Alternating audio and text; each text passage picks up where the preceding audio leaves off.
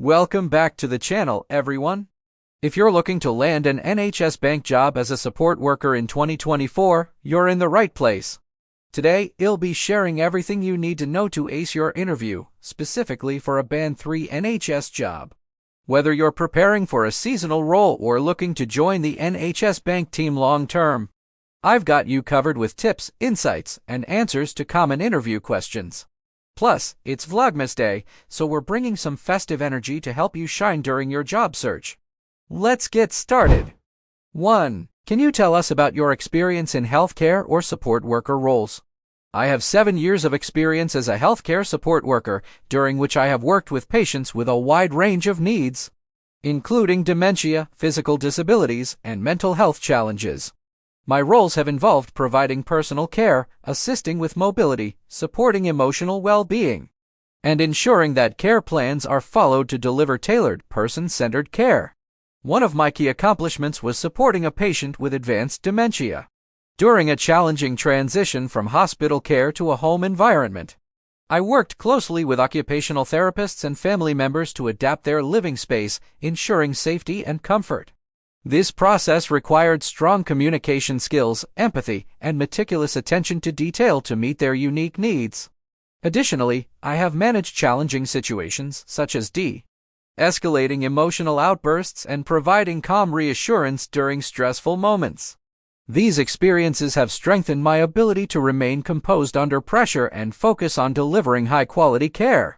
Beyond direct patient care, I have also taken on responsibilities such as documenting patient progress, collaborating with multidisciplinary teams, and maintaining compliance with healthcare regulations. These experiences have helped me develop a well-rounded approach to supporting individuals and ensuring their dignity and independence are prioritized. 2. How would you manage working flexible shifts, including weekends and holidays? I fully understand that flexibility is a critical part of working in a bank support role within the NHS. To manage this, I ensure that I maintain a well-organized schedule, plan ahead, and keep open communication with my manager about availability and shift preferences. I'm adaptable and comfortable adjusting my personal commitments to meet work demands, especially since I recognize the importance of ensuring patient care is consistently provided. I also prioritize self-care and manage my time effectively to balance work and rest, allowing me to stay motivated and perform at my best. Additionally, I thrive in environments where every day is different and see flexible shifts as an opportunity to gain diverse experiences and support the team where it's needed most. Working weekends or holidays doesn't deter me, as I value being part of a team that makes a positive impact during critical times. 3. How do you handle working in a fast-paced environment during busy periods? I am comfortable working in fast-paced environments and have developed strategies to remain organized and focused during busy periods. One of the key approaches I use is prioritizing tasks effectively. By assessing what is most urgent and important, ensuring that the most critical needs are addressed first. Additionally, I maintain clear communication with my team to ensure we are aligned and working efficiently together. For instance, during busy periods, I frequently check in with colleagues to coordinate tasks, avoid duplication of effort, and ensure that patient care is not compromised. I also rely on my ability to stay calm under pressure. I find that maintaining a composed attitude helps me make better decisions and support both patients and team members effectively, even in high-stress situations. Finally, I adapt quickly to changes in workload or unexpected challenges, focusing on providing safe and compassionate care to patients at all times. For example, in my previous role, I successfully managed multiple responsibilities during peak times by staying flexible, asking for help when needed, and leveraging available resources. 4. What strategies do you use to quickly adapt to new teams or wards? In adapting to new teams or wards, I prioritize clear communication and building rapport quickly. On my first day, I ensure I introduce myself to colleagues and listen actively to understand team dynamics and expectations. I also take note of the ward's routines and key protocols to align with their workflow seamlessly. Flexibility is critical in these situations, so I remain open to guidance and feedback from senior staff, ensuring I can adjust my approach if needed. Additionally, I rely on my ability to quickly assess patient needs and follow established care plans, ensuring continuity of care despite being new to the setting. Lastly, I use any available resources, like shadowing a colleague initially or referring to documentation, to familiarize myself with the specific environment and team culture. 5. How do you prioritize tasks during high-demand shifts? During high-demand shifts, I use a systematic approach to prioritize tasks effectively. I start by quickly assessing the urgency and importance of each task, ensuring that critical patient needs, such as safety, medication administration, or urgent care interventions, are addressed first. I remain adaptable and responsive to changing circumstances, frequently re-evaluating priorities as new situations arise. Communication is key in these moments. I collaborate with colleagues to delegate tasks when appropriate and ensure that everyone is working cohesively to manage the workload. I also make sure to document everything promptly to maintain continuity of care and minimize delays for others. By staying calm and organized under pressure, I can focus on delivering quality care while meeting the demands of the shift. 6. How would you handle a patient who is distressed or anxious during the holiday season? Supporting a patient who is distressed or anxious during the holiday season requires empathy, patience, and effective communication. First, I would approach the patient calmly, using a reassuring tone to help create a sense of safety. I would actively listen to their concerns, showing empathy and validating their feelings without dismissing their emotions. Understanding the holiday season can be a sensitive time for many. I would try to identify any specific triggers and work to minimize them. If appropriate, I might engage the patient in light, comforting activities, such as chatting about neutral topics, listening to calming music, or involving them in therapeutic activities available on the ward.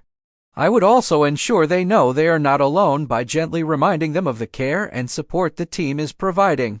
If the situation required further intervention, I would follow established protocols, such as informing a senior staff member or accessing additional mental health support services to provide the appropriate care. Ultimately, my focus would be on ensuring the patient feels supported and respected, helping them regain a sense of calm and stability.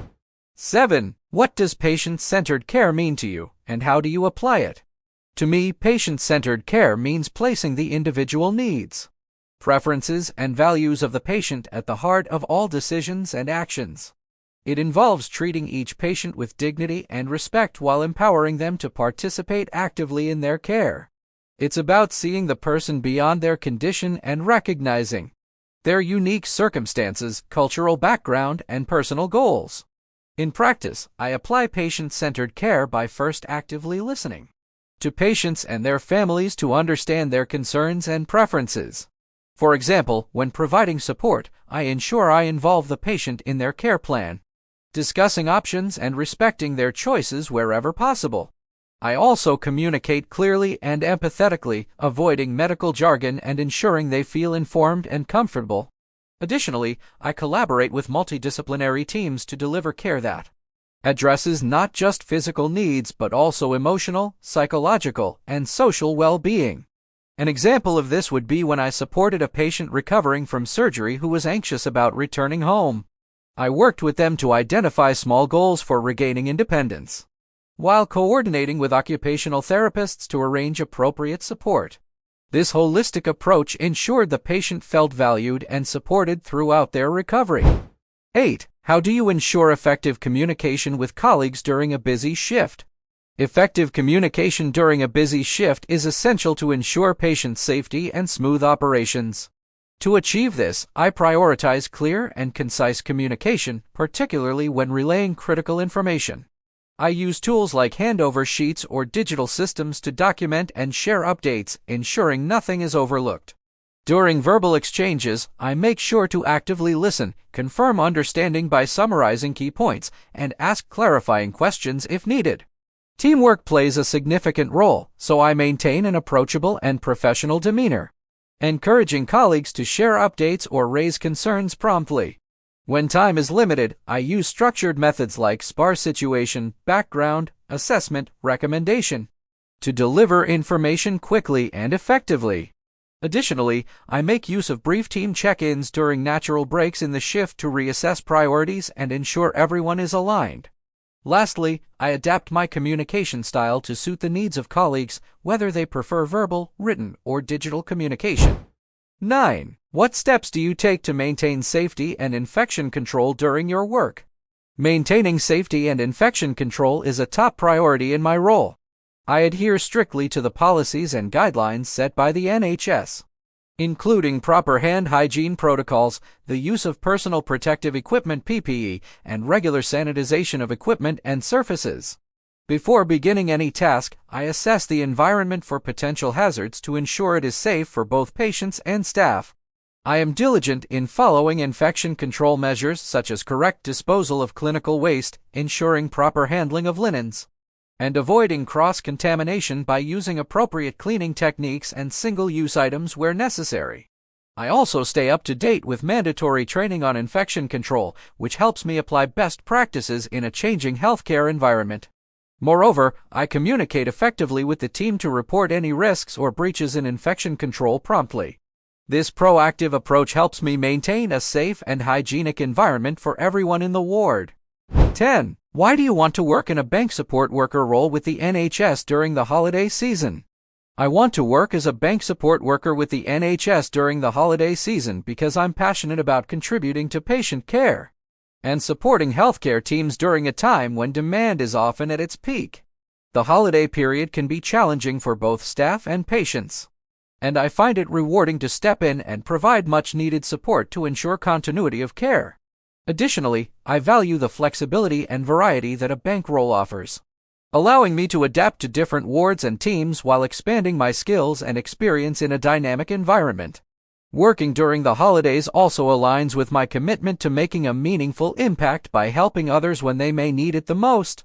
I take pride in being dependable, empathetic, and able to bring a positive attitude even during busy and demanding times. Do you have any question for us? Thank you for the opportunity to interview for this role. I do have a few questions, if that's okay. What does a typical shift look like for a support worker in this role? How do you support professional development and training for bank staff? What are some of the key qualities and skills you value most in someone working on your team? As bank staff, how will I be updated on any changes to policies or procedures specific to different wards I may work on? Here are 10 tips to pass an NHS Bank Support Worker interview. Research the role, understand the responsibilities of a support worker and the specific expectations of the NHS Bank position.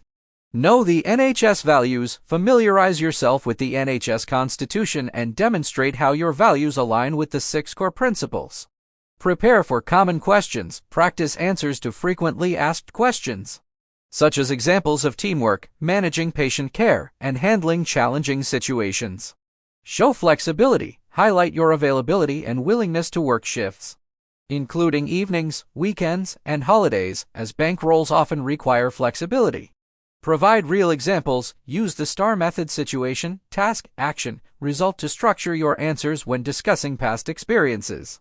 Highlight key skills, emphasize skills such as communication, empathy, adaptability, and teamwork, which are critical for support worker roles. Understand basic healthcare practices, demonstrate knowledge of infection control, patient confidentiality, and safety protocols. Dress professionally, present yourself neatly and professionally to make a positive first impression. Ask thoughtful questions, show your interest in the role by preparing a couple of questions about the team or the work environment. Be confident and positive, maintain a confident, friendly demeanor, and let your passion for patient care shine through. These tips will help you approach your interview with preparation and confidence. That's all for today's video on how to nail an NHS Bank job interview as a support worker in 2024. I hope you found these tips and insights helpful, whether you're prepping for a Band 3 NHS job or any healthcare role. Don't forget to like this video, subscribe to the channel, and hit the notification bell so you don't miss more job tips and Vlogmas content. Let me know in the comments if you have any questions or topics you'd like me to cover. Thanks for watching, and good luck with your interview. You've got this.